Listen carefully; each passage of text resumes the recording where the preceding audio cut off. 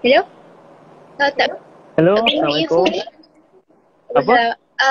Kalau tak guna earphone clear tak? Okey, boleh dengar. Okay. Kenapa tak clear? Tak clear? Okay, clear. Brightness dia. Okey. Jadi, Okay. Assalamualaikum. Assalamualaikum. Apa Hai. khabar, Fai? Apa khabar? Baik. Alhamdulillah. Jadi, terima kasih kerana mengundang saya untuk buat sesi live. Kita bincang pasal falsafah. Betul?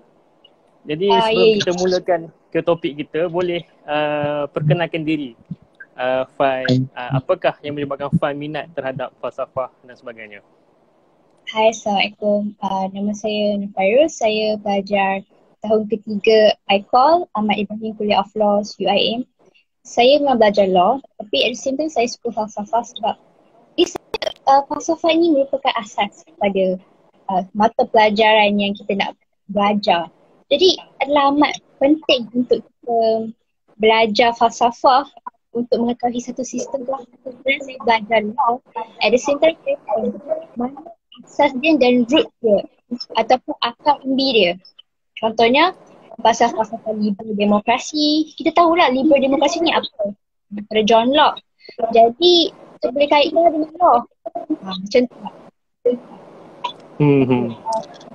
Kalau Muhammad, apa kata Muhammad memang Dean's List kan? Memang student BPLB yang baik lah kan?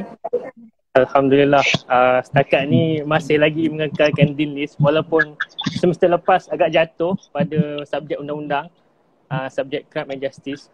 Tapi secara umumnya saya ambil falsafah undang-undang dan perniagaan sebab macam yang Fai kata, falsafah ini penting dalam kehidupan kita.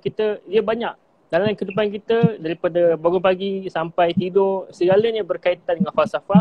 Dan di antara kehidupan kita itu ada perkaitan undang-undang dan ada perkaitan bisnes. Jadi saya rasakan perlu saya belajar ketiga-tiga elemen ini untuk saya hidup pada masa depan dengan lebih cemerlang lah. Itu yang menyebabkan saya ambil kos falsafah undang-undang dan perniagaan ni. Tapi saya kagum dengan saudari Fairuz sebab walaupun belajar undang-undang yang sangat kompleks dengan kes, sangat kompleks dengan akta, boleh lagi menjeling ke arah falsafah. Jadi macam mana boleh terjebak tu? Siapakah yang inspirasikan Fai untuk masuk untuk mendalami falsafah dengan lebih mendalam lagi? Inspirasi dia mestilah Zaira. Bukan. Tak, sebenarnya Fairuz memang daripada CFS, Matriculation daripada UIA, memang ajarkan falsafah. Itu melalui pelajaran creative thinking. Maka lecturer telah memberi banyak justifikasi tentang falsafah dan kepentingan berfikir. Jadi itu telah memasukkan elemen falsafah. Belajar tentang elemen berfikir, kita haruslah berfikir dan tidak bertaklid dalam Al-Ghazali. Itu adalah cabang pertama yang kita masuklah. Banyak cabang falsafah lagi, tapi cabang pertama by Al-Ghazali. Tapi saya rasa Zairo pun ambil macam-macam kan, law, ekonomi, filosofi. I mean it's three things. Yes. Ya, mencabar jugalah untuk seimbangkan segala-gala dalam satu semester. Okeylah, kita pun dah perkenalkan diri, masing-masing pun dah tahu latar belakang para pembicara kita pada hari ini. Jadi kita akan masuk topik teruslah. Jadi topik kita yang telah kita persetujui ialah COVID-19, falsafah di sebalik Perintah Kawalan Pergerakan. Jadi Fai, apakah pandangan Fai berkenaan topik kita pada hari ini? Jadi saya is your floor now, so you can talk anything you want to talk about. Okay, sebelum kita tahu tentang apa itu falsafah PKP atau Perintah Kawalan Pergerakan, adalah amat afdol ataupun amat baik untuk kita faham apa itu Perintah Kawalan Pergerakan. Perintah Kawalan Pergerakan adalah di bawah Akta Pencegahan dan Pengawalan Penyakit Berjangkit 1988 dan Akta Khusus 1997. Ia adalah untuk mengawal pergerakan berlakunya COVID-19 yang merebak dengan luas. Bagaimana, kenapa dua akta ni? Okey, Nufar nak bagi tahulah. Akta pencegahan dan pengawalan penyakit berjangkit ni adalah akta COVID. Kenapa penyakit COVID itu polis satu nak bagi tahu yang ia adalah mandat polis untuk menjalankan pemerintahan ini lah. Siapa nak jaga negara kalau polis kan, kalau tak ada sekalipun. Section 15 itu akta pencegahan dan pengawalan berjangkit telah memberi kuasa penuh kepada yang bersangkutan iaitu pihak kementerian untuk menekan orang ada penyakit di hospital. Ini adalah mereka untuk mungkin akan ada sebab kalau kita tahan seseorang tu sebab maka dia boleh charge kita orang sesuai undang, dia boleh charge movement. Jadi melalui akta ini dia memberi khas kepada yang berkuasa lah. Move on ya, akta polis yang 1960 ini harus akta digunakan. Tapi akta yang digunakan untuk denda misalnya, contohnya kuasa untuk mendirikan sekatan kan. Aku nak beritahu Section 26 kurungan 2 akta 19 membawa hukuman RM10,000 dan denda. Di sini ialah kuasa untuk mendirikan sekatan jalan, kuasa polis lah. Buat sekatan jalan jika orang anggap breach, jadi tempat tu juga lepas ke dia akan bersalah macam ni. Jadi nak kata yang polis ni kerja lah. So kita tak boleh nak melawan ke apa waktu-waktu akhir. Selain itu kalau Muhammad nak bincang lanjut apa jadi kita pun telah menerima ada perintah ini pada 12 hari yang lalu. Kita diberi perintah untuk tinggal di dalam rumah dan pergerakan kita terhalang. Tapi banyak fail cakap pasal undang-undang, banyak akta, banyak peruntukan undang-undang didedahkan pada hari ini. Tetapi kenapa masih ada lagi segelintir rakyat Malaysia yang masih lagi mengingkari PKP? So ada respon. Bagi saya takkan semua nak ikut kan, mestilah tak mau ikut juga, adalah degilnya. Jadi mereka akan didakwa lah. Lepas mereka didakwa tu, macam kes yang Nufar baca kat Sungai Siput, dia kena dakwa juga sebab dia nak tukar juga peraturan dia tak mau roadblock ni semua. Lepas tu dia mahkamah terima rayuan dia apa nama nak kata, dia hanya denda RM5,000 sajalah dan dia pergi. Saya tak tahu kenapa, mesti rasa macam nak dengar cakap ni biasalah. Akan semua dengar cakap kan. So, country okay. So, Fai, ada suara Nurfa tak jelas. Kata Cik Arisa dan Lily pun kata suara tak jelas. Mungkin bagi connection internet tak berapa nak kuat kot di sana. Macam mana tu? Oh, connection. Okay, sekarang dengar tak? Sekarang okay dengar. Hello? Kejap.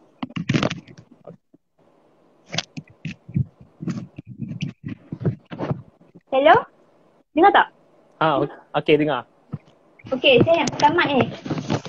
Kemakan mic lah sebab mungkin suara lagi. Dah dengar lah. Okay, Lily kata dengar. Okay lah. Okay.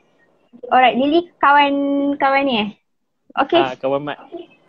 Apa pendapat Muhammad tentang orang yang tak mau dengar cakap ni? Orang kata dengan Penang yang dengar cakap. Okey, pada pandangan Muhammad lah, orang-orang yang tak dengar cakap ni sama ada dia tak aware dengan keadaan semasa, yang tu yang pertama. Yang kedua, dia memandang rendah terhadap perintah itu. Dia kata itu hanyalah perintah, itu bukanlah bukan undang-undang yang kuat. Jadi kerajaan setelah melihat bahawa banyak rakyat yang masih lagi ingkar, maka di-employ tentera dan sebagainya untuk menguatkan lagi penguatkuasaan PKP. Tetapi secara dasarnya rakyat Malaysia yang gagal mengikuti PKP ini, mereka tidak ada satu pegangan etika yang kuat, di mana etika itulah yang mengawal segala-galanya. Undang-undang etika dan juga akhlak. Kita ada 3. Kalau apa yang saya belajar hari tu masa kelas, saya tak ingat lah. Ada 3 benda yang berkaitan dengan tindakan manusia, di mana tindakan manusia ini boleh dikawal melalui akta ataupun undang-undang, boleh dikawal melalui etika dan boleh dikawal melalui etiket. Ada 3 benda itu. Etiket apa? Etiket itu ialah macam makan ketika formal. Garpu dekat mana? Tangan kanan, itu etiket. Yang kedua undang-undang. Dan yang ketiga ialah ethics. Ethics inilah yang penting, yang perlu diterapkan kerana tidak ada kuasa yang dapat mengawal etika seseorang kecuali mungkin dengan kuasa agama. Begitu. Undang-undang memerlukan penguatkuasaan dan ada juga undang-undang yang bercanggah dengan etika manusia. Ada undang-undang yang bercanggah. Contohnya mungkin Fai ada tak jumpa undang-undang yang bercanggah dengan etika manusia sepanjang belajar undang-undang di UIA? Ataupun ada undang-undang mungkin ada lah. bercanggah? Contohnya human rights kan. Human rights dia orang fikir equality for gender, but ia bercanggah dengan agama, dengan setengah customary law dekat negara. Contoh kat Malaysia memang mengharamkan transgender equality. What is it about? And Fairuz pun macam kadang-kadang tengok apa maksud human rights ni. Dia orang protect the universal right, tapi mereka sendiri transgress universal right by buat benda yang unnatural. It is unnatural for man and woman is just like not a very polite way to say lah. This is bercanggah lah. Kalau Zairul rasa? Okey, tapi kalau belajar falsafah ni, sedihnya kita kena letakkan agama di tepi. Betul tak Pak? Pai? Ya, tapi Fairuz just bagi tahu dalam konteks Malaysia lah. Itu je. Malaysia. Tapi kalau kita belajar falsafah, kalau kita nak berdebat ataupun kita nak berhujah dengan seseorang yang ada ilmu falsafah, dari segi contohnya hak LGBT, kita tak boleh gunakan dalil agama. Kerana diorang tak percaya. Diorang falsafah ini pokok pangkalnya ialah logik ataupun rasional. Jadi kita perlu gunakan rasional juga untuk melawan. Jadi kadang-kadang rasional ini disalahgunakan. Mungkin hawa nafsu, I don't know. Tetapi kita sebagai orang Islam, kita memang kena masukkan elemen agama. Dan Alhamdulillah, agama kita ialah agama yang logik. Agama yang bertepatan dengan logik manusia. Jadi perlu kita bawa benda itu, tetapi dari konteks falsafah, secara falsafah itu sendiri, kalau kita bawa elemen agama dalam hujah falsafah, maka hujah itu akan menjadi agak boleh dipertikaikan. Kerana apa? Kerana falsafah sangat tidak mahu agama. Jadi bukan kita nak menolak agama, cuma dalam hujah itu kita kena asah ilmu mantik kalau dalam bahasa Arab, betul ke? Ilmu mantik. Ilmu mantik. Itulah dia. So okey. Kita bercakap mengenai dengan falsafah PKP. Jadi Fai yang belajar di UIA mesti diterapkan dengan nilai-nilai Islam. Jadi apakah dari perspektif belum masuk Islam, Yusufi ni? tak masuk lagi. Dari perspektif Islam ni, apa dah masuk PKP dari perspektif Islam negeri Fai macam mana? Okey, usaha pihak kerajaan terhadap PKP yang kita lihat pada zaman sekarang adalah semua perhimpunan yang melibatkan mass gathering adalah diharamkan, di-ban untuk tempoh masa yang ditetapkan lah. Contohnya bila isu ini timbul, maka isu yang terbesar adalah hukum melaksanakan solat Jumaat dan solat berjemaah di masjid. Jadi kita lihat dalam situasi yang sangat kritikal dengan COVID-19 ni, Majlis Fatwa Kebangsaan Malaysia dan juga Kesatuan Ulama Islam Suria telah menyeru agar solat Jumaat ini dihentikan dan kerana untuk mengelakkanlah COVID ini berlaku, kerana COVID ini boleh merebak dari satu tempat ke tempat walaupun kita tak jumpa orang tu pun, walaupun kita jumpa pun orang tu, dia macam penyakit yang wabak yang serius lah. Dia senang dapat infection. Sekarang kita tengok dah 2,000 lebih, 2,300 kan tak silap saya. Dah 2,000, yes. Hari ni naik 150 kes dan dari 2,500 kot. Tak ingat lah. kerana jumlah ni besar. Jadi, okay. Itulah jumlah yang besar. Kita tengok how worried is that. So kita tengok apa yang dibuat oleh Kerajaan Malaysia dan Majlis Fatwa Kebangsaan ialah kaedah fiqh yang mereka ambil untuk tidak tidak menjalankan solat Jumaat dan juga solat berjemaah sama-sama. Ini adalah kaedah darul mafasid aula min jalbil masoleh, di mana menolak kemudaratan itu lebih utama daripada mendapat masalah. Masalah mursalah. Maslahah mursalah. Ya, maslahah mursalah dan juga sadar zara'i. Ya. Nurfah nak bincang pasal usul fiqh sikit. Okey. Boleh masukkan. Dia ada hadis yang sangat popular ya. Hadis ni ialah pasal wabak taun. Okey, kita tahu wabak taun ni adalah satu wabak yang boleh spread ataupun dapat jangkitan kejap-kejap dapat macam tu. Okey, wabak taun hadis ni, iza samiktum bil taun bil ardin fala tadkhuluha wa iza waqa'a bil ardin wa antum biha fala takhruju minha. Dan maksudnya Nabi Muhammad SAW di sini dalam hadis Sahih Bukhari ni, apabila kamu mendengar tentang wabak taun di tempat, maka janganlah kamu pergi ke situ, dan apabila ia berlaku di tempat kamu, maka janganlah kamu keluar daripadanya. Okay, di sini kita lihat konteks hadis ni, dia telah membicarakan bagaimana kuarantin, self quarantine sangat penting. Kita tengok hadis ni sangat nak kata sangat bertepatan pada zaman sekarang ya, kerana kuarantin tu penting kan. Kita tengok macam nak kata walaupun ini berpuluhan tahun, beratus tahun, berabad-abadnya, tapi hadis ni memberi satu macam nak kata sangat efisien digunakan waktu zaman sekarang lah.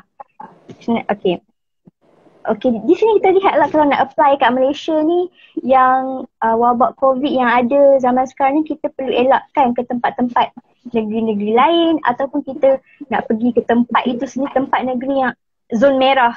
Seumpamanya di Gombak, zon merah, kita tak boleh pergi ke situ, sedap aja macam tu. Okay, dan satu lagi ialah tentang kisah sahabat Nabi daripada kitab Al-Kamil fil At-Tarikh daripada Ibnu Athir. Dia memberitahu bahawa sahabat Nabi ni telah memisahkan orang yang ada penyakit taun ni ke Bukit Bukau daripada orang yang sihat lah. Sampai wabak itu selesai, barulah dia bawa masuk balik orang tu ke tempat negeri itu sendiri. Jadi kita tengok betapa nak kata modernnya Nurfah nak cakap macam hadis ni sangat moden. Bagi Nurfah, itulah sebab kenapa Allah SWT telah memberikan kita jaminan berpegang teguhlah kepada Al-Quran dan hadis. Dan hadis ini zaman sekarang ni kita gunakan untuk tidak buat solat Jumaat dan juga solat jemaah lah. Ini pasal sekolah dapat gunakan hadis tu. Okey, ini selarilah dengan makasih syariah dari konsep maslahah bersalah dan juga sadar zara'i. Okey, pula mungkin ada benda yang nak ulahkan lagi. Saya nak ulahkan hal-hal agama ni memerlukan satu ilmu yang perlu dalam lah. Saudari Fai pun belajar agama di sana, jadi saya hanyalah belajar secara atas angin saja, ataupun secara atas secara surface saja. Seperti teori masalah mursalah dan juga sadar zara'i sangat jelas dilihat dalam pelaksanaan PKP pada hari ini, di mana kita perlu untuk mengekang wabak ini daripada terus merebak dengan kita tutup pintu-pintu yang boleh membawa ke arah itu. Oleh itulah kita buat kuarantin ini sehingga hari inilah, dan akhirnya dipanjangkan lagi sehingga 14 bulan April ni, kerana ada kekhawatiran di mana gelombang ketiga mungkin akan naik pada pertengahan bulan depan. Walau bagaimanapun, sedikit kekhawatiran seperti yang kita baca di Twitter, kita baca di Facebook, di mana golongan agama yang taksub, macam contohnya golongan tabligh, masih ada lagi yang ingkar dan mereka berkeras nak buat solat Jumaah, dan sampai kan ada satu kes di hospital berdakwah satu katil, akhirnya kawan tu ada kanser, kena COVID-19 disebabkan oleh tabligh itu. Jadi adakah mereka ni tak ada ilmu mengenai dengan masalah musalah dengan sadar zara'i tu? Apa pandangan Fai mengenai orang-orang agama sendiri yang membuat macam tu? mungkin mereka tak tahu the depth, mereka tak tahu ataupun tak aware tentang usul fiqh, kaedah-kaedah usul fiqh yang digunakan dalam menerbitkan sesuatu ijtihad atau ijma'. Mereka perlu tahulah kalau nak belajar ilmu agama ni kita perlu berguru dengan orang yang betul sehingga ke depth surface tu. Kita tak boleh belajar sekejap je. Sama lah macam contohnya kita belajar Al-Quran. Kita selalu nak belajar Al-Quran, ambil satu ayat, kita kata oh yang ni ayat dia ini dia cakap pasal kebebasan beragama contohnya. Jadi kita kena bacalah ayat hingga penuh sampai habis. Itulah macam analogi dia, kalau nak belajar sesuatu tu kita kena go to the depth macam tu. Kalau Muhammad rasa apa inisiatif untuk kita stopkan orang tabligh ni daripada nak buat benda tu lagi? Ya, ni masalahnya masalah ketidakseimbangan dalam menerima agama itu. Orang tabligh ni dia lebih kuat ke arah akidah. Contohnya kita jumpa di Twitter kan, ada satu ustaz tu, jangan takut kepada corona, takutlah kepada Allah Subhanahu Wa Taala. Katanya di dalam Twitter. Kalau Muhammad dengar tu rasa nak menumbuk ke? Betul tak? Apa benda ni? Ya, sekarang ni apa yang kita lihat, dapat kupas, dapat keluarkan daripada video itu, takut kepada Allah itu dan takut pada corona. Kita boleh cakap dekat dia. So kalau ada harimau kat situ, cakap kat harimau tu, aku takut pada Allah. Itu menunjukkan. Betul tak? Betul tak? Ya, betul. Tak bayangkan. So kenapa itu logik. Jadi diorang ini tidak ada elemen logik dalam agama. Maksudnya agama kita meninggikan divine text. Tetapi perlunya akal untuk memandu agama itu. Sebab itu Allah kurniakan akal. Kalau kita hanya kita percaya kepada, memang betul kepercayaan tu betul, takut pada Allah itu betul. Tetapi kalau takut itu sehingga memudaratkan orang lain, itulah dia perlunya akal dalam pelaksanaan ataupun peramalan agama itu. Sebab itu kita ni dikurniakan akal. Kemudian mungkin mereka hanya tertumpu pada aspek akidah, langsung tak masuk pada aspek syariah, di mana orang-orang tabligh ni mungkin tak tahu kot konsep-konsep seperti masalah mursalah, sadul zara'i, istishab, istihsan dan sebagainya. Kan? Jadi oleh sebab itulah mereka menjadi macam tu.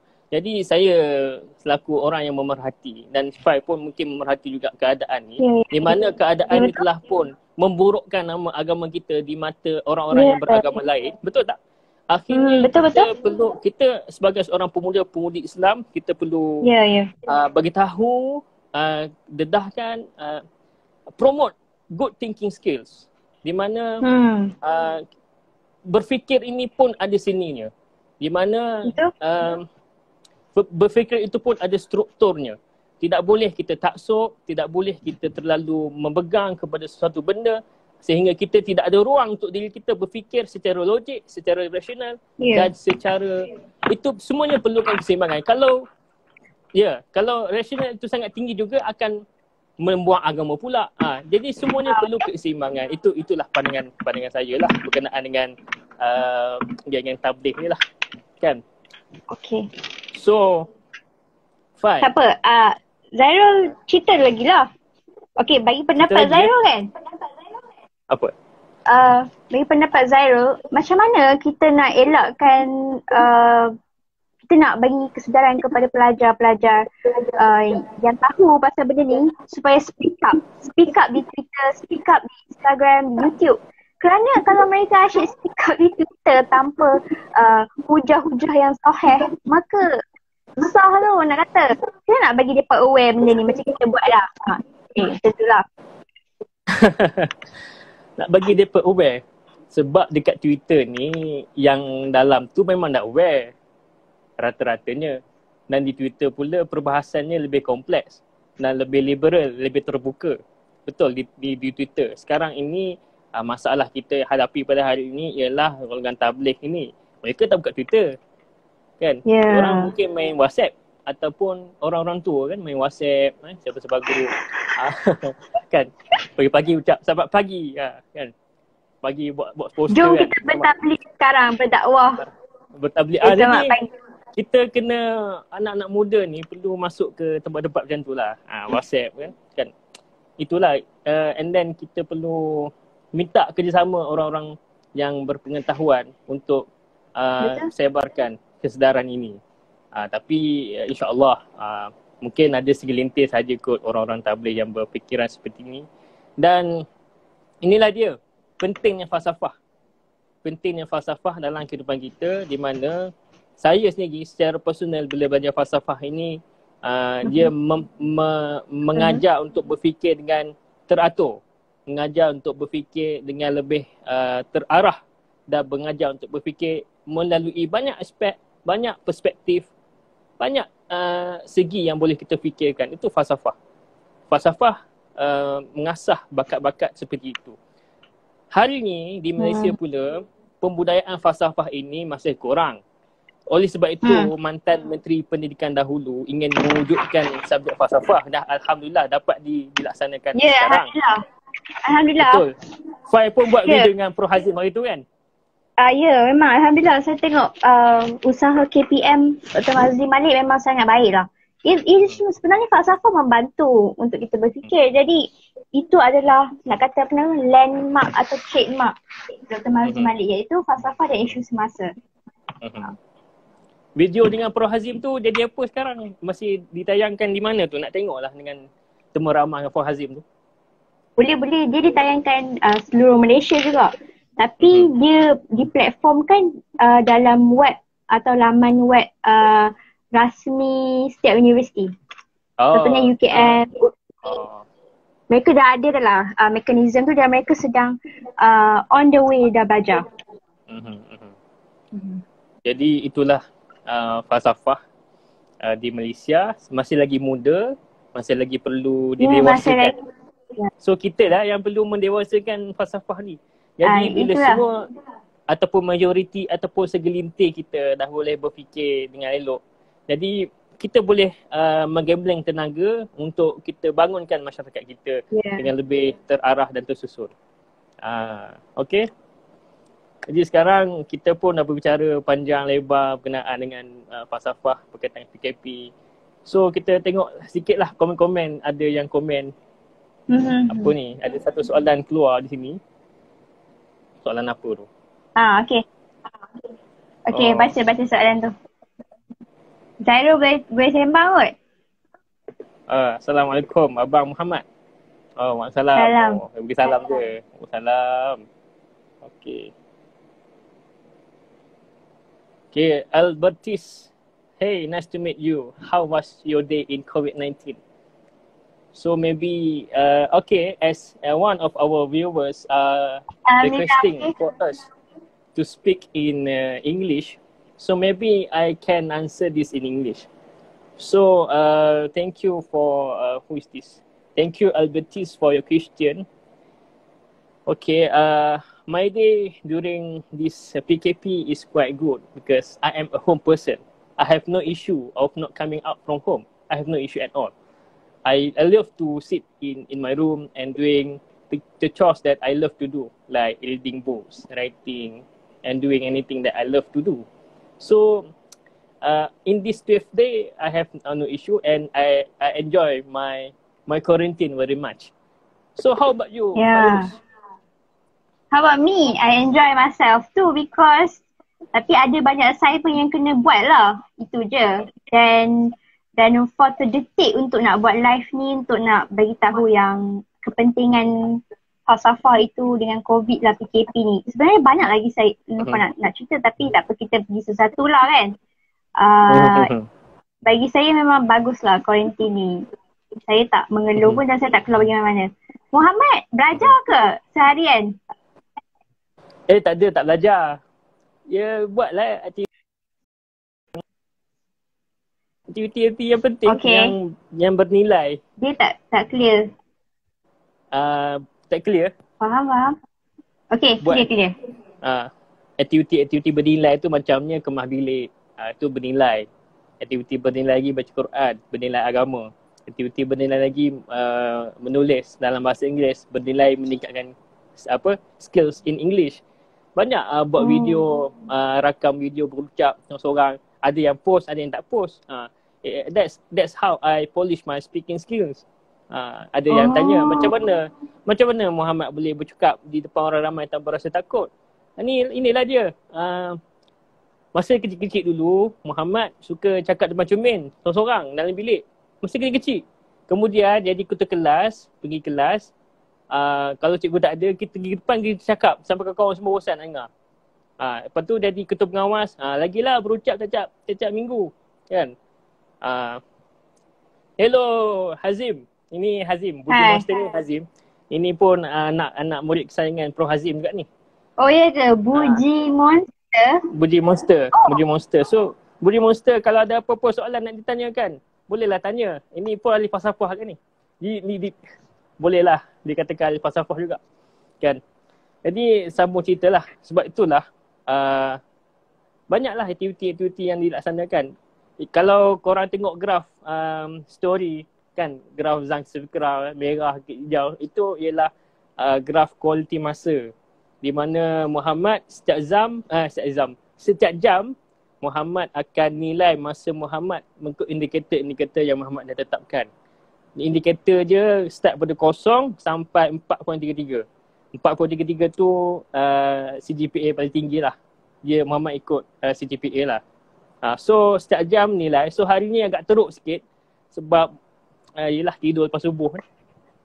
Tidur lepas subuh ni tak elok kan. So Fai macam mana? How you manage your day during PKP? Fai duduk mana? Kadang-kadang dekat Penang ke dekat Selangor ni? Penang.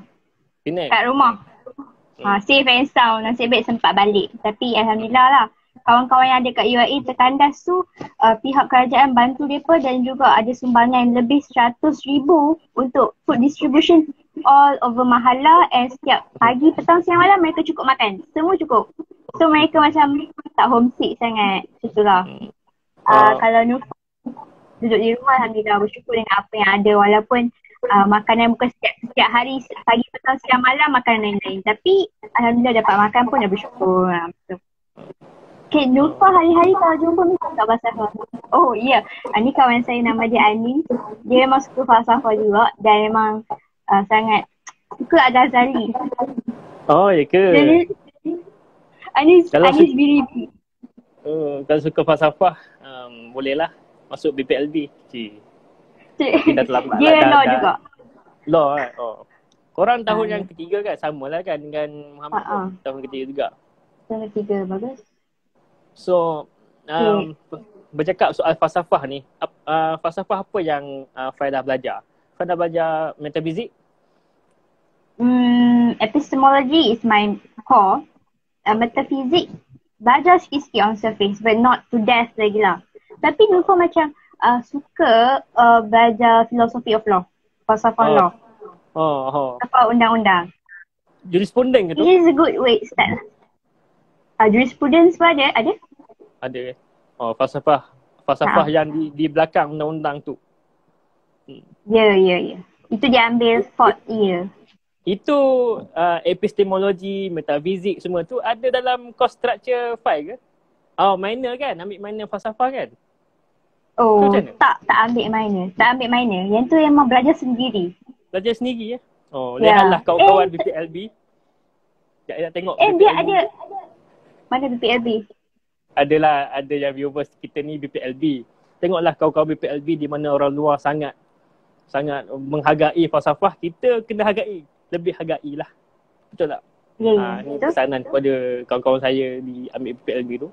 Okay, cerita. Okay, dekat online course Harvard ke ataupun University of Yale ke apa, banyak bagi ada course online tau. Course online falsafah ke law ke. Nufa ambil belajar kat situ lah. Boleh seorang-seorang tengok video kat situ. Agak susah tapi tak apa, mula-mula tanya guru lah kalau tak faham. Okay, mesti orang akan tahu macam mana falsafah ni terkait dengan PKP ni. Okay, kita zaman PKP kita tengok kan, kita boleh dah rasa satu dari segi falsafah, root dia sekarang kita boleh tengok yang apa bentuk government kat dunia ni. Contohnya bila adanya COVID-19 ni, dia adalah satu sebab strong central government. Maaf kalau tak faham, ini falsafah berat sikit. Kalau strong central government ni maksudnya filosofi ekonomi dan sosial filosofi ni mereka ada catahan. Kalau filosofi ekonomi ni lebih menekankan kepada free market atau neoliberalism. Neoliberalism ni adalah ekonomi openness, iaitu pasaran bebas yang memberi kuasa penuh kepada pihak selain kerajaan. Jadi kerajaan tak ada kuasa penuh. Itu kata neoliberal lah. Jadi kita tengok negara-negara yang mengamalkan neoliberal pada zaman US. Apa nama? Muhammad tahu tak apa maksud neoliberal? Neoliberal ni apa yang Muhammad faham ialah di mana ekonomi itu limited government. No government intervention dalam pergerakan ekonomi. Ya, betul ke? Ya, betul. Jadi ekonomi di mana ada penswastaan ni berlaku banyak pesat dekat luar negara. Contohnya kita tengok negara US. Mereka mengamalkan liberal. Mereka tak ada kuasa penuh kerajaan. Macam kalau kat Malaysia, kita ada kuasa government pegang. Bila government pegang kuasa ni, maka PKP, arahan PKP ke kenapa dapat kuasa, maka government pegang perintah. Kalau negara yang liberal ni, mereka susah nak tentukan siapa nak perintah. Contohnya ada, itu kes dekat New York. Yang lupa ingat lah kat New York tu dia kata arahan kawalan pergerakan ni apa ni? Dia adalah mengganggu cekatan freedom of movement. Jadi mereka tak mau ikut. Jadi kerajaan tak boleh buat apa? Sebab kerajaan tak pegang kuasa yang menyeluruh. Sebab semua state, United States ada banyak state kan. State nak buat mereka je yang penting. So ni adalah nak kata neoliberal. Tengoklah neoliberal tak survive. Tapi kat Malaysia dia survive. Malaysia, China dia survive. Sebab apa? Malaysia dengan China tak ada konsep neoliberal ni. Contohnya kalau kita ambil China lah. Kalau China dia ada konsep totalitarian ataupun kita ada kerajaan yang kuasa penuh untuk lockdown tu, apa kerajaan nak buat, kerajaan kuasa. Jadi kita lihat di sini untuk compare kan betapa pentingnya government memainkan peranan dalam falsafah PKP ni. Jadi kalau satu kerajaan tu dia tak mengamalkan sesuatu yang macam strong central government di mana contohnya di Malaysia awal semua negeri. Tak ada negeri yang above the law, above the federal constitution. It is Malaysia itself. So Malaysia mengamalkan satu sistem strong government untuk mengawal semua rakyat. Dan ini juga berdasarkan falsafah. Itu yang pertama. Yang kedua, bila kita lihat bila ada COVID-19 ni, kita juga lihat pasal social inequality.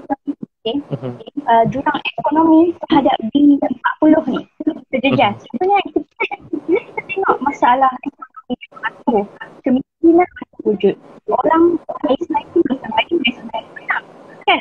Bila dalaman yang dapat setiap hari, bulan ni adalah golongan lah. Sebab itu kerajaan mengumpulkan bila package rangsangan adalah untuk membantu orang-orang yang hilang pendapatan. Kita dapat tengok yang secara betul negara yang bebas. Jadi ini adalah penting untuk kita reflect balik. Negara kita masih memerlukan memberikan bantuan kepada orang-orang yang memerlukan. Okey. Dan yang ketiga yang Nurfa rasa ialah nombor 3 adalah pengajaran daripada surah Al-Kahfi ayat 33 dan 43. dia mengisahkan tentang seorang peladang ni. Dia sangat angkuh lah. Dia kata ladang aku banyak kesuburan dan apa pun yang terjadi Tuhan pun tak boleh buat ladang ni hilang ke, buat ladang ni tak subur ke. Dan pada satu hari ladang dia tak subur lah. Ladang dia terus layu. Lepas tu dia sedih. Bila dia sedih, dia rasa macam dia reflect balik. Kenapa dia dulu angkuh? Dulu dia kata yang ladang ni akan ada sustainable, sustain forever, akan jadi everlasting, flourish, tak akan langsung ladang ni lah. Ladang ni tak akan teruk ke kan. Lepas tu dia dengar pasal benda ni, dia pun rasa sedih. Lepas tu macam mana kita nak apply benda ni ke angkuhan apa yang kita fikir yang sustainable tidak benar yang sustain. Apa-apa boleh berlaku. Bila kita tak terjadi. Saya akan prosperity forever apa semua. Tapi ia tergantung pada itu amat penting. Dan yang saya dapat kaji dari segi falsafah adalah masyarakat yang saling bergantung pada institusi yang lain. Di sini kan Nufaq katakan yang kita ni masyarakat moden,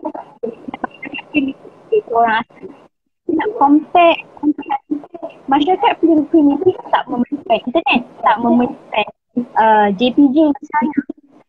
Tapi masyarakat kita perlukan JPJ, perlukan macam-macam perkhidmatan awam moden. Jadi kita lihat bahawa masyarakat moden ni sebenarnya lebih memerlukan kerajaan daripada masyarakat primitif. Kerana masyarakat primitif dia menjagalah kemaslahatan tanaman dia sendiri, JPJ ke internet akses ke, tapi kita sebagai seorang masyarakat moden perlukan akses dia. Itulah yang Nufaq dapat simpulkan dan belajar research sikit lah kajian Nufaq yang tak seberapa ni tentang falsafah PKP ni. Jadi Muhammad boleh berikan pandangan apa Muhammad rasa segi falsafah ni? Falsafah Okey, sebelum kita terus ke soalan yang Fai tu, kita baca soalan Cik Arisa ni. Salah hormat, dari sudut perspektif kalian merasakan virus COVID-19 ini adalah semula jadi ataupun ianya buatan makmal untuk dijadikan senjata? Bagi saya lah, perspektif kalian, COVID-19 ini, virus ini ialah satu fakta yang kita sedang hadapi. Jadi untuk kita berhujah mengenai fakta, maka perlu disokong oleh fakta. Kalau saya bercakap melalui perspektif, itu ialah satu opinion, pendapat, di mana opinion tak semestinya betul dan tak semestinya salah. Okey. Jadi pada perspektif saya, fakta saya tak tahu. Saya memang tak tahu pasal virus ni. Faktanya saya tak tahu. Perspektifnya mungkin virus ini dibuat sengajanya. Sebab ia pelik. Satu dunia kena. Bukan hanya setempat. Bukan hanya China. Tetapi one whole world are infected by this COVID-19. Everyone including Prime Minister of Britain pun kena. Semua kena. Apakah agenda mereka? Kalau betul virus itu dicipta oleh pihak-pihak yang tak bertanggungjawab ni. Itu ialah perspektif sahaja. Kerana sangat-sangat pelik lah.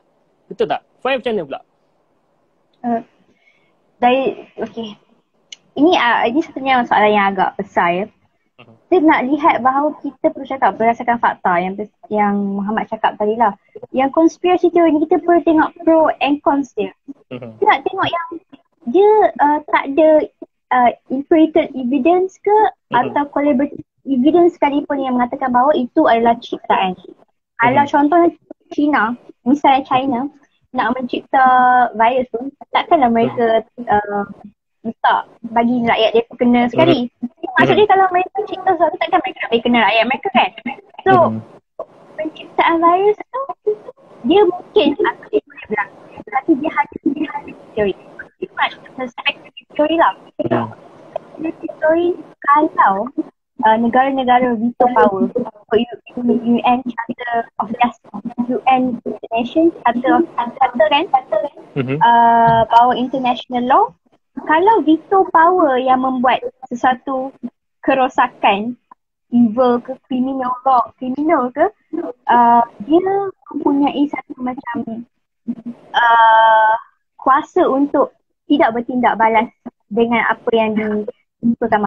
Contohnya, mahkamah kata, penciptaan virus ni adalah salah di sisi undang-undang under humanitarian law. Dan kalau pelajar. Okey, kalau kita kata ianya salah kan. Lepas tu Mahkamah Dunia, ICJ, Court of Justice, ICJ kata negara ni memang salah, veto power. Seperti yang Muhammad tahu tak siapa veto power? Ada 5 negara, betul? Ya, 5 negara apa? One of it.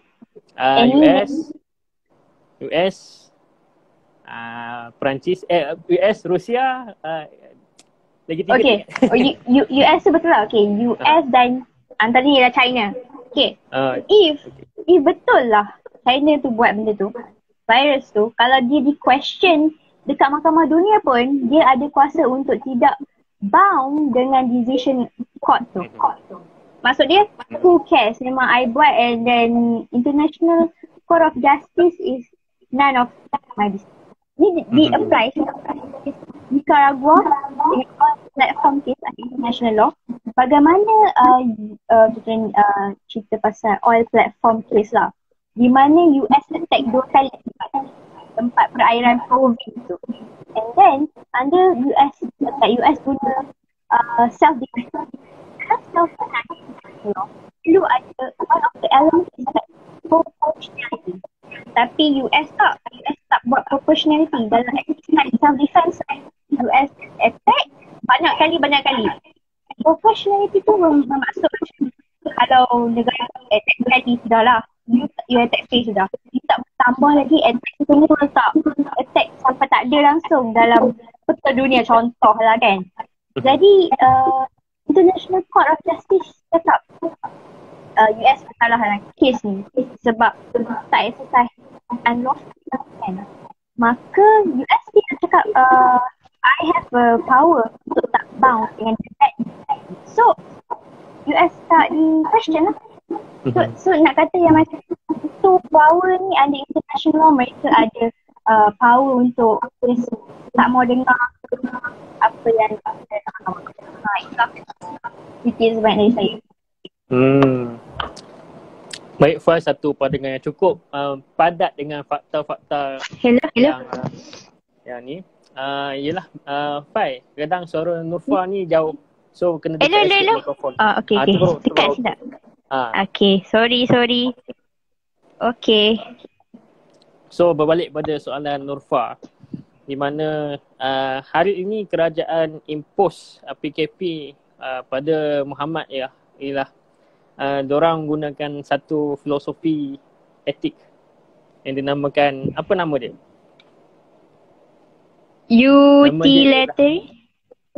Utilitarianism, di mana untuk menyelamatkan sebanyak mana yang boleh dengan kita kuarantinkan orang-orang ni.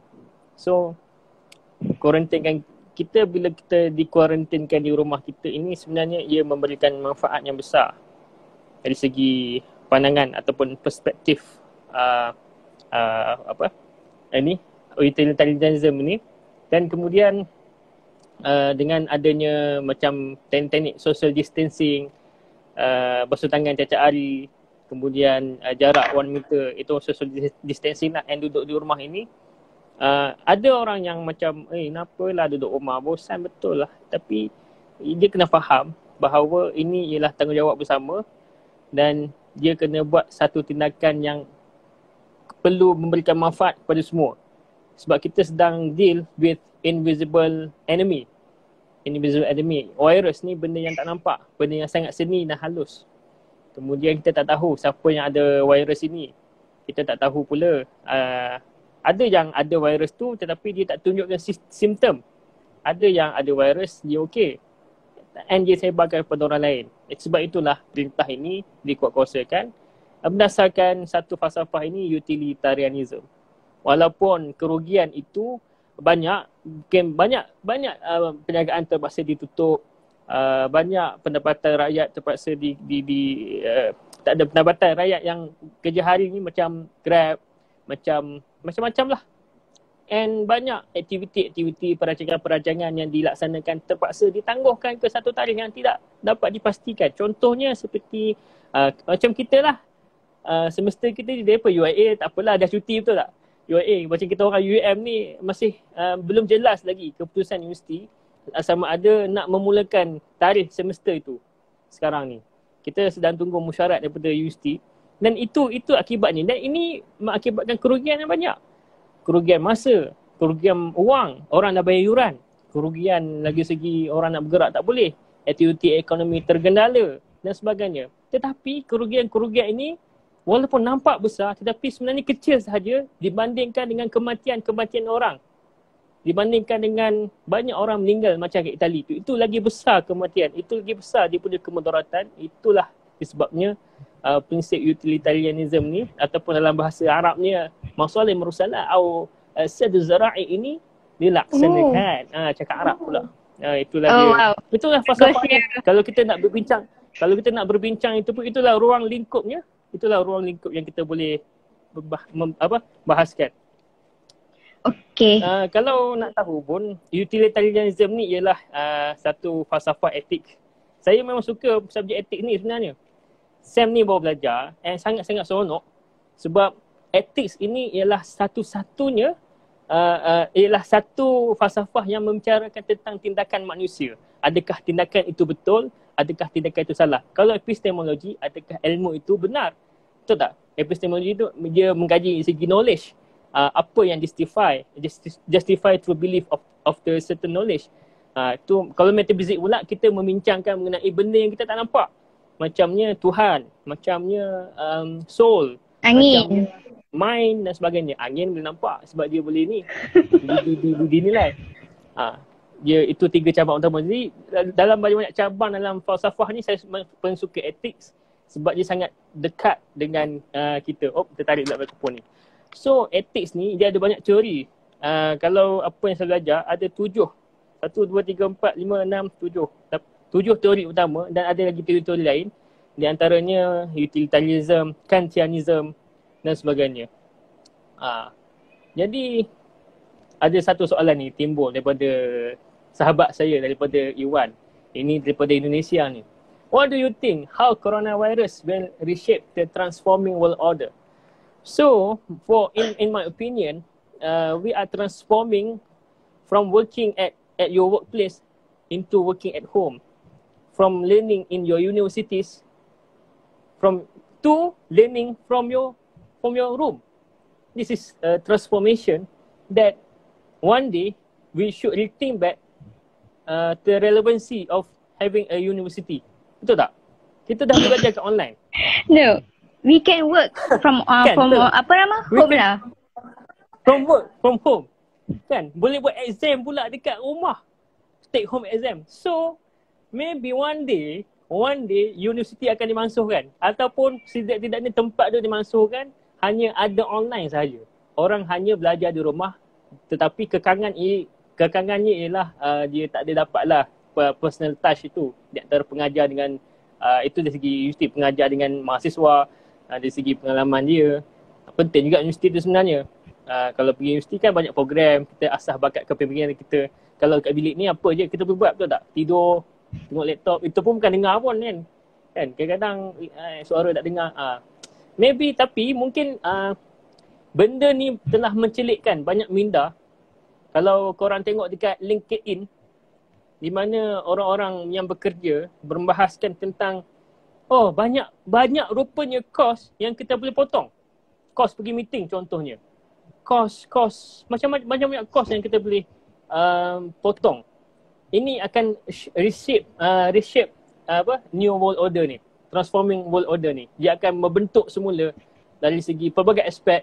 Dalam aspek pekerjaan, sekarang ni meeting dah tak payah keluar. So saya rasa lepas habis kes COVID-19 ni, meeting akan terus macam ni. Sebabnya lebih cost efektif. Tidak melibatkan kos pergerakan dan sebagainya. Sangat-sangat penting lah. Ini akan menedarkan banyak pihak. Mungkin ada hikmahnya. Yang kedua hikmahnya ialah saya ada baca tadi bumi semakin bersih sebabnya kereta dah kurang gaya jalan. Saya ada baca tadi ozone layer is repairing itself because of low emission of carbon dioxide sebab kita dah tak keluar rumah kan. So maybe the presence of coronavirus is a signal from Earth to slow down our activities so that she as Earth tu, bumi tu boleh recover daripada kesakitan-kesakitan yang kita dah buat dekat dia. Betul tak, Fai? Ya, betul. Saya sangat setuju dengan pendapat Muhammad. Memang betul lah. We should rethink back online classes, online activity semua buat kat rumah. Daripada duduk pergi kat universiti terus kan. We should rethink. We have to make a rethink lah. So Syahami Fikri kata TikTok user increasing. Betul lah tu. Sebabnya yelah duduk kat rumah ni kalau kita tak berbicara macam ni bosan juga duduk rumah menghadap buku. Dia tak ada communication. Lagi orang-orang yang duduk seorang-seorang kat universiti tu macam dalam bilik kan. So dia mulalah dia nak mencari ruang ekspresi. Kalau kita tengok sejarah pun kenapa ada seni tarian? Kenapa ada seni khat?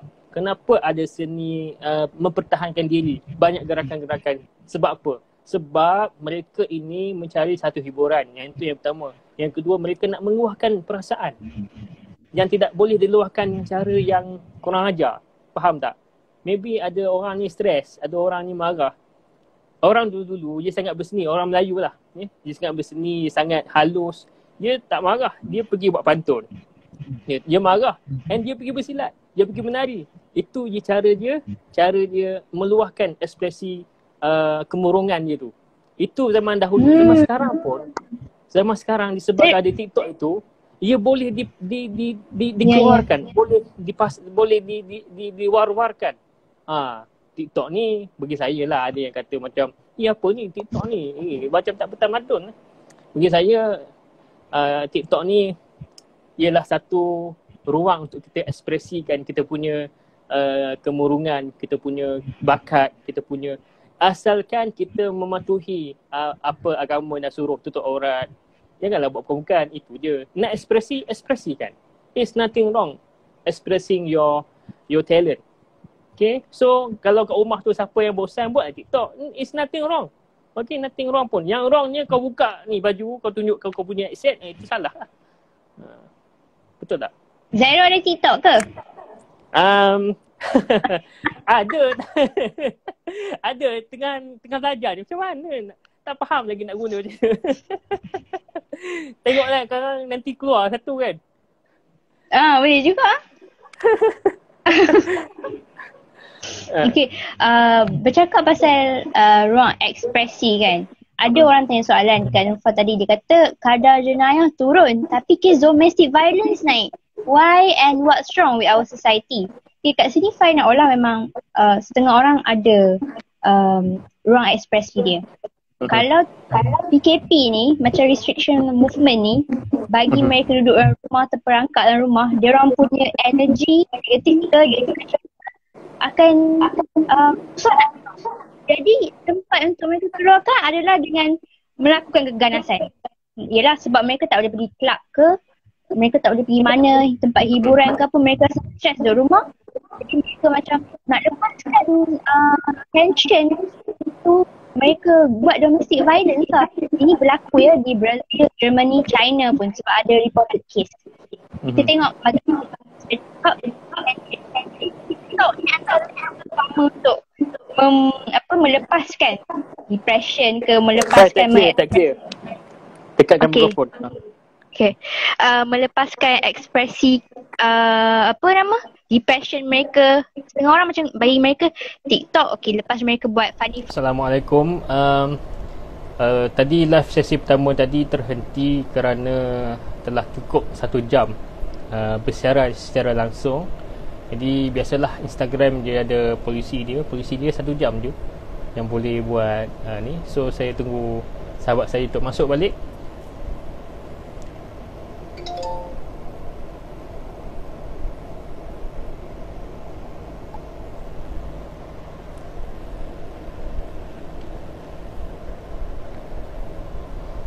Jadi tadi pada sesi yang pertama tadi kita bincang berkenaan PKP dan falsafah yang ada dalam PKP tersebut.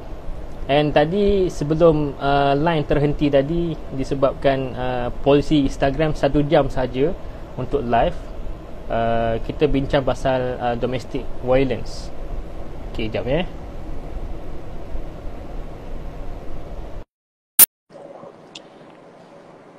So dah 1 jam. Oh, okay. Masa dia okay. Okay. Kat mana yang tadi Nufa cakap? Nak cakap Domestic macam domestic violence ni akan berlaku lah. Sebab tu berlaku benda ni sebab mereka tak ada ruang ekspresi. Mereka terperangkap dekat satu rumah. Jadi bila cakap pasal ruang ekspresi tu, pasal TikTok tu rasanya untuk mereka luahkan perasaan tu okey lah. Kalau buat perganasan tak okey. Yang tu je lah yang Nufa nak cakap kan. P. Muhammad, domestic violence kenapa jadi macam tu? Domestic violence ni itulah mungkin disebabkan maybe domestic violence ni dilakukan oleh ketua keluarga kan, bapa kan, maybe abang. Mungkin disebabkan tekanan pekerjaan, dia mungkin kerja hari, duit tak ada, stres. Kemudian duduk rumah bersepah dengan anak-anak bising, stres lagi. Itu yang jadi domestic violence. Betul. Itu mungkin pemangkin kepada meningkatnya domestic violence dalam kalangan orang-orang kita sekarang. Yang kedua mungkin sifat dia. Mungkin sebelum PKP pun mungkin domestic violence dia memang dah mengamalkan amalan domestic violence ni. Itu memang salah dia lah. Tetapi orang-orang yang baru buat ni, sebelum ni tak pernah buat, sekarang ni buat, mungkin disebabkan oleh stres, mungkin disebabkan oleh dia tidak ada ruang ekspresi yang cukup, dan mungkin dia tak pandai nak ekspresikan diri dia. Banyak je cara ekspresikan. Adik isteri tu pergilah luahkan perasaan kat dia, kan? Ataupun betul tak? Kongsikan dengan isteri ni, ada dah kahwin takut nak kongsi dengan isteri, kan? Kongsi dengan kawan dekat kedai kopi kan. Apa guna isteri tu? Kan? Isteri tu tugasnya mendengar segala masalah suami lah, kan?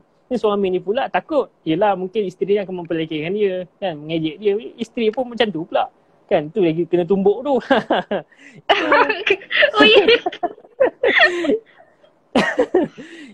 Itu pun mungkin pemangkin juga kan. So sekarang ni suami isteri di rumah kena saling faham memahami, kan? Cik dah jadi bicara jodoh pula ya. So suami isteri kena faham-faham lah, kan? Janganlah dah masing-masing stres di rumah, buatlah aktiviti, main nyorok ke apa ke. Banyak aktiviti boleh buat kan. Oh setidaknya kalau kita ni bujang, domestic violence mungkin dengan adik kita bully dia dan sebagainya, kita ada Tuhan. Malam-malam sembahyang tahajud, luah segala masalah kita. Kita doakan negara kita, kita doakan pemimpin kita sihat, kan? PM kita Tan Sri Muhyiddin ni cancer survivor. Risau juga seandainya dia collapse nanti. Dah lah politik kita tak stabil dengan kerusi yang yang boleh dispekulasi. Kita takut dengan keadaan macam ni, politik tak stabil, akhirnya habis. Betul tak? So ruang ekspresi tu banyak saja, ruang ekspresi melukis ke. So itulah dia perlukan, you have to create your own expression. Create your own expression way. Mesti berlandaskan undang-undang dan undang-undang agama. Itulah dia. Okay, ada soalan ni. Ada orang cakap ni, patutlah time PKP ni rasa nak tumbuk orang je. Yelah, betul lah tu. Sebab duduk rumah ni terperap, tak tengok dia. Memang sakit kepala. Betul, memang sakit kepala. Tak dapat deny benda tu. Sebab tu kita sekarang ni, we are blessed with this such of technology. So use it wisely. Kan? Kalau lah kita ni duduk zaman dulu-dulu, tak ada handphone, tak ada segala aplikasi yang boleh kita ekspresi, small ke, I think banyak orang pukul orang kan dalam rumah tu. Mungkin dia tumbuk-tumbuk meja ke, kan? I don't know. Jadi kan Zairul, macam Faris macam ada kemusykilan, curiosity tu, macam mana orang yang ada problem mental health ni, macam mana mereka sepanjang tempoh PKP ni? mental health. Mental health ni dia satu benda yang kita tak nampak kan. Dia bukannya boleh dirawat dengan semayang baca Quran, tak. Dia satu penyakit. Penyakit yang klinikal, lah yang perlu bantuan psikiatri dan sebagainya. Kalau dia dah terberat kat rumah, tak dapat jumpa kawan-kawan, mungkin dia akan menambahkan lagi dia punya mental illness. Sebab itu banyak talian hotline diwujudkan. Contohnya pihak universiti masing-masing ada hotline untuk orang-orang yang ada masalah mental ni, untuk call, luahkan perasaan. Sebab mereka memerlukan orang untuk didengari. Betul tak?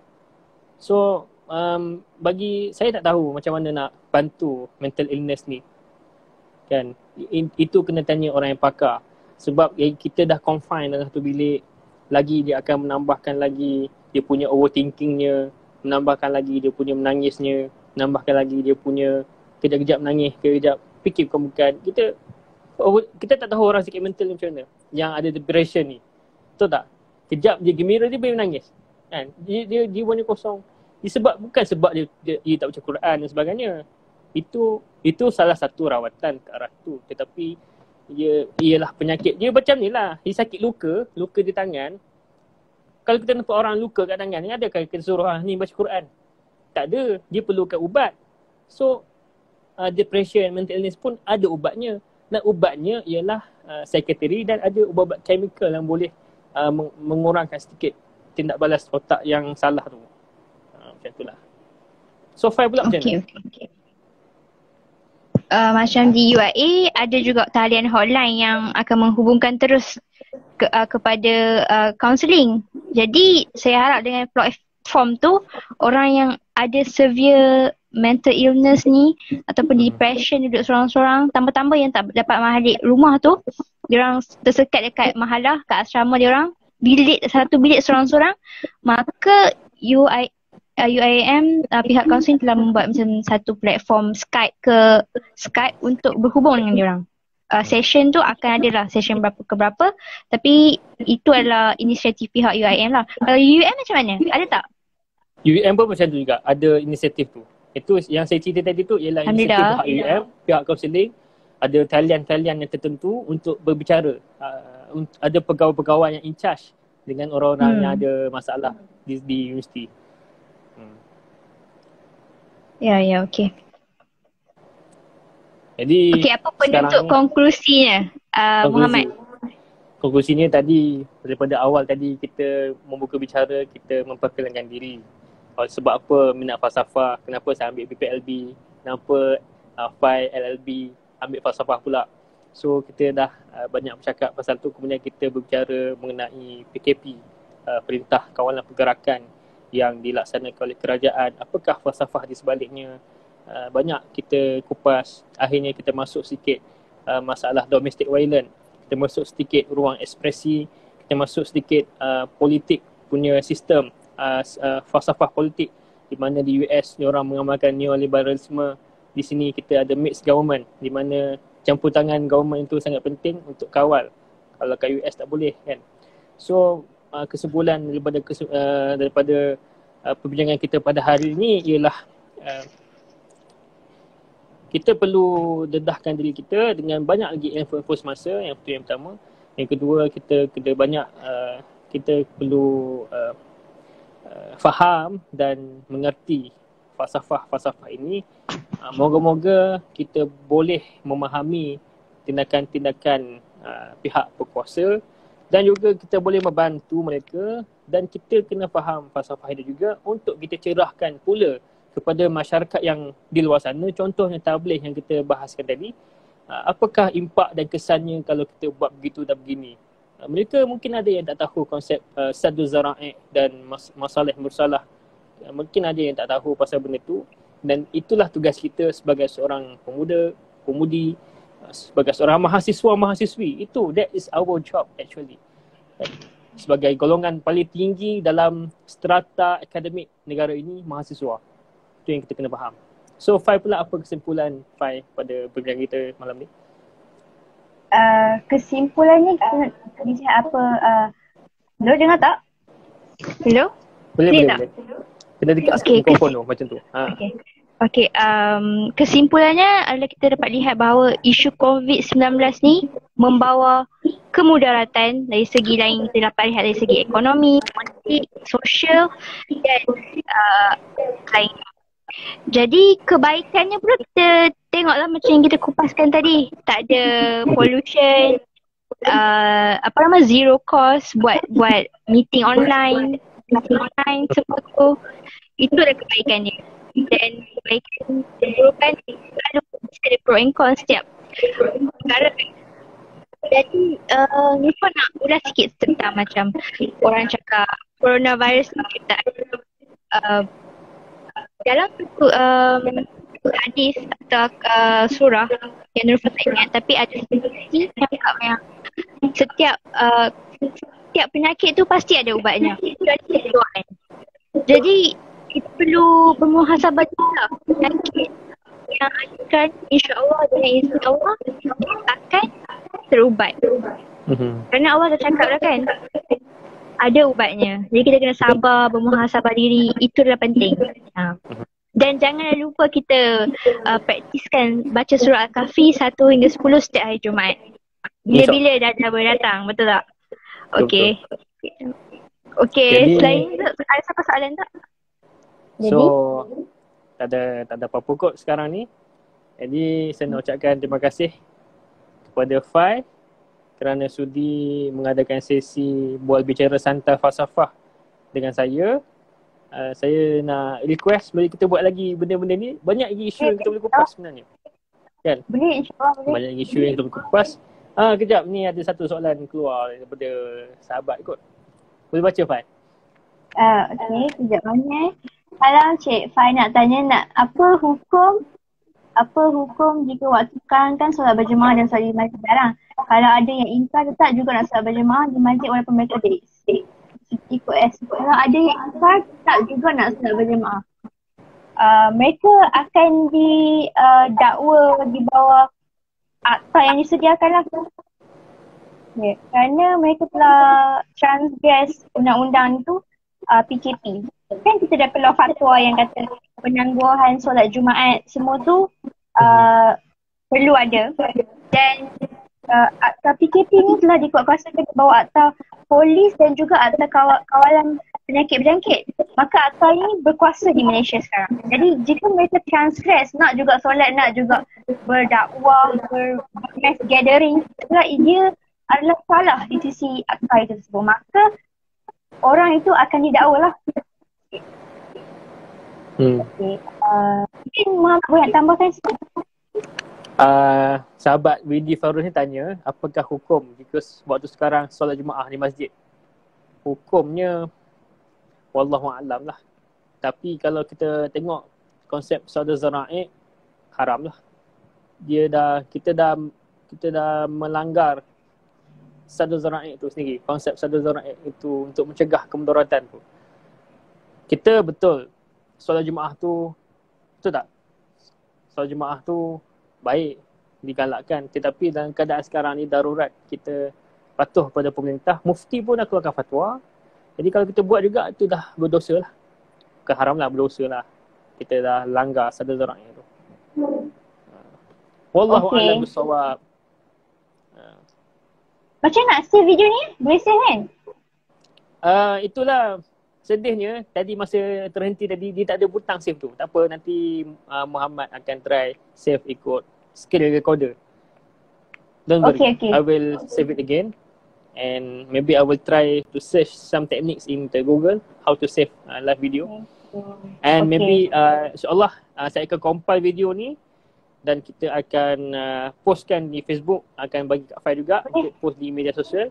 Kita sebar-sebarkan mesej yang kita bincangkan ini. InsyaAllah. Jadi terima kasih Fai untuk join live video pada hari ini. Bicara.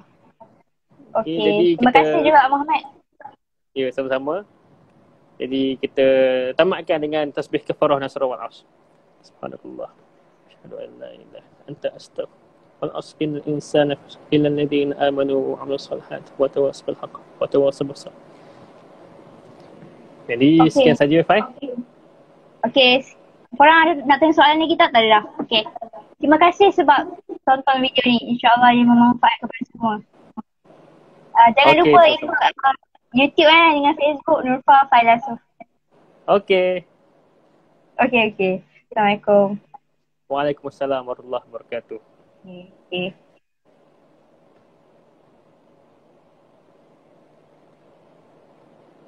So selama 1 jam 15 minit membincangkan pelbagai isu yang berkaitan dan yang bersangkutan dengan COVID-19. Terutamanya kita perbincangan kita banyak pada falsafah. Jadi saya harap korang semua dapat menikmati dan dapat sesuatu daripada perbincangan kita pada hari ini. InsyaAllah live video saya akan post di Facebook, saya akan post di IG story. Jangan lupa saksikan dan jangan lupa kongsikan kepada kawan-kawan. Mari kita budayakan falsafah dalam hidup kita. Sekian. Assalamualaikum warahmatullahi wabarakatuh.